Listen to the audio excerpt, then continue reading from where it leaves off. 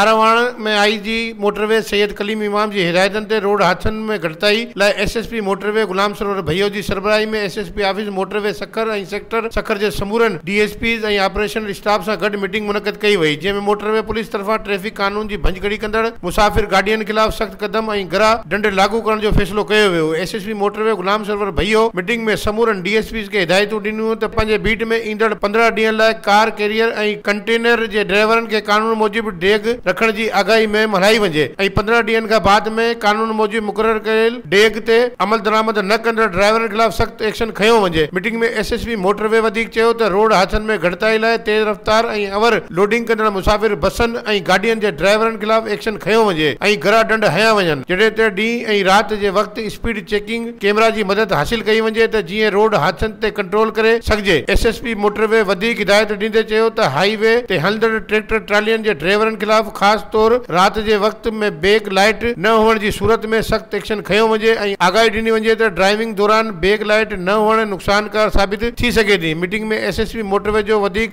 चवणो हो त मोबाइल एजुकेशन ज़रिए पूरे सेक्टर में रोड सेफ्टी बाबति प्रोग्राम मुनक़द कया वञनि त जीअं वधि खां वधि माण्हुनि में ट्रैफिक कानून बाबति शऊर पैदा करे सघिजे। हिन चयो त हाईवे मोटरवे ते मुसाफ़िरनि जे हर मुमकिन मदद ऐं ख़ुशि इख़लाक़ी जो मुज़ाहिरो कयो वञे ऐं हाईवे ते सफ़र कंदड़ मुसाफ़िरनि के दरपेश मसइलनि के तरजीह बुनियादनि ते हल कयो वञे। मज़ीद खबरों और तफसीलात के लिए विजिट करें हमारी वेबसाइट www.awamiNewsHD.com।